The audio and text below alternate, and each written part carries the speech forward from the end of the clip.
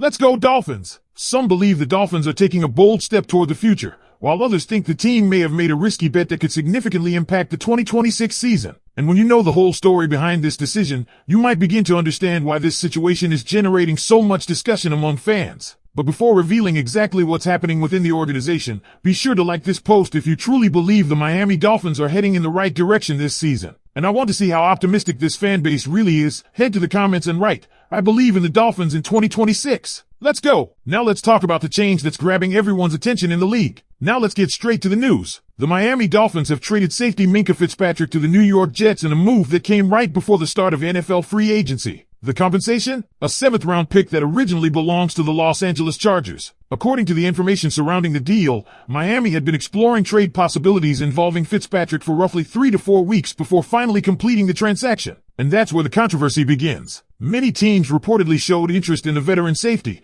which is why the final return surprised a lot of observers. Getting only a 7th-round pick for a player who performed at a high level last season raised eyebrows. Even more surprising is the fact that the Dolphins sent him to a division rival, the New York Jets. Fitzpatrick is 30 years old and was looking for a new contract situation. Immediately after the trade, the Jets signed him to a 3-year, $40 million deal. That means the Dolphins moved on from a productive veteran while their biggest AFC East rival just added a proven piece to their defense. So why would Miami accept such a deal? The key factor appears to be financial flexibility. Fitzpatrick carried an $18 million cap hit for the Dolphins this season. Because the Jets agreed to take on the entire contract, Miami frees up roughly $10 million in salary cap space. That money becomes extremely important when you consider the other major move the team made the same day. Earlier, the Dolphins officially released quarterback Tua Tagovailoa with a post-June 1 designation, creating massive dead cap figures but also adjusting the team's cap structure moving forward. When you combine the Tua situation with the Fitzpatrick trade, Miami's total cap space ends up staying relatively close to where it started the day. But here's the football problem. With Fitzpatrick gone, the Dolphins' safety room suddenly looks extremely thin. Right now the depth chart essentially features Dante Trader Jr.,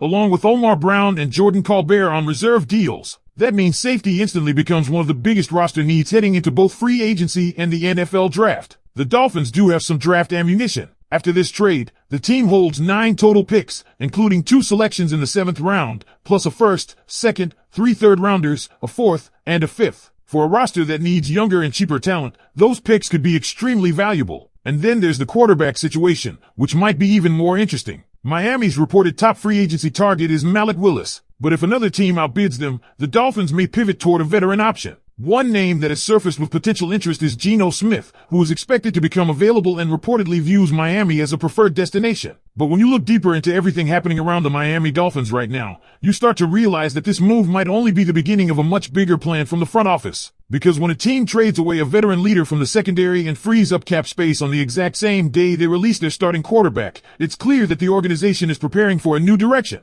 The most immediate impact of the trade is obvious. Miami's safety room suddenly looks extremely thin. With Minkah Fitzpatrick gone, the Dolphins are left with Dante Trader Jr. as the only player with real game experience at the position, while Omar Brown and Jordan Colbert are currently depth options on reserve contracts. That's not exactly the type of group you want heading into a season where the AFC East is loaded with offensive talent. And this is why the timing of the move is so important. Free agency is about to begin, and the Dolphins now have flexibility they didn't have before. By moving Fitzpatrick and having the New York Jets assume his entire contract, Miami opened up around $10 million in cap space. That might not sound like a massive number in today's NFL, but for a team navigating a complicated cap situation, it can be the difference between landing a key free agent or missing out entirely. But there's another layer to this situation that Dolphins fans cannot ignore. The quarterback market. After the release of Tua Tagovailoa earlier today, the Dolphins suddenly find themselves without a clear starter under center. The organization is expected to explore several options, and one of the names that has already been connected to Miami is Malik Willis, who is reportedly the team's primary target in free agency. The idea would be to bring in Willis as a potential starting option while continuing to reshape the roster around a younger core. However, things in the NFL rarely go exactly according to plan. If another team steps in with a bigger offer for Willis, the Dolphins will have to pivot quickly. That's where veteran quarterback Geno Smith could enter the picture. Reports suggest that Smith could be released soon and may view Miami as an attractive destination.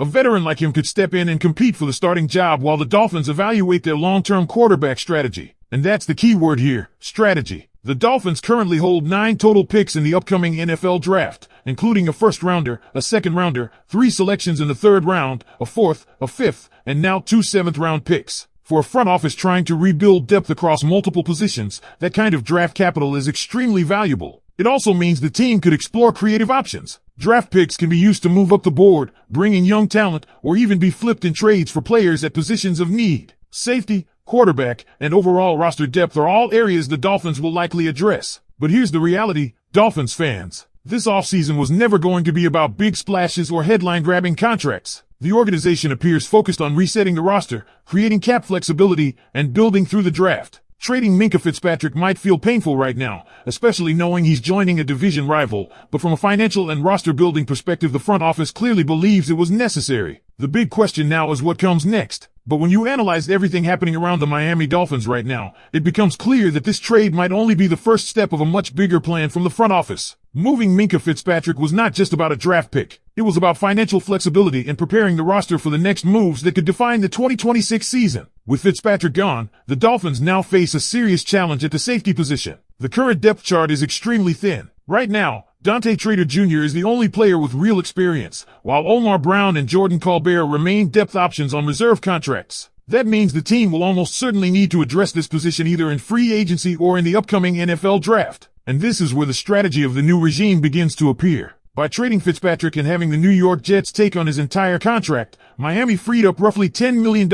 in cap space. That extra room could allow the Dolphins to pursue key players while navigating a complicated salary cap situation after the release of Tua Tagovailoa earlier today. The quarterback situation is now one of the biggest storylines surrounding the franchise. Reports suggest that the Dolphins' main target in free agency could be Malik Willis. If Miami manages to secure him, he could become a potential starter while the team reshapes the offense. But if another team offers a bigger contract, the Dolphins will have to pivot quickly. One possible alternative is veteran quarterback Geno Smith, who is expected to become available and reportedly has interest in Miami as a potential destination. Bringing in a veteran like Smith could create competition at quarterback while the team evaluates long-term options. At the same time, the Dolphins still hold 9 picks in the upcoming NFL draft, including a first-round pick, a second-round pick, 3 third-round selections, and additional late-round picks. That draft capital could be crucial for rebuilding depth and finding young, affordable talent. Now here's where things start to get even more interesting for the Miami Dolphins. The decision to move on from Minkah Fitzpatrick was not just about a 7th-round pick. In reality,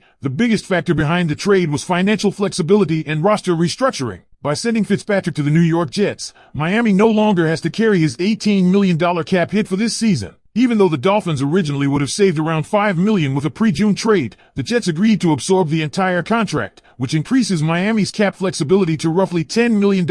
For a team entering free agency with several roster holes, that extra space matters a lot. However, the football side of the move raises serious questions. Fitzpatrick played at a high level last season and was still one of the most reliable pieces in Miami's secondary. Trading a player like that inside the division, especially to the Jets, is something that naturally creates frustration among fans. The Dolphins now have a major gap at safety, and at the moment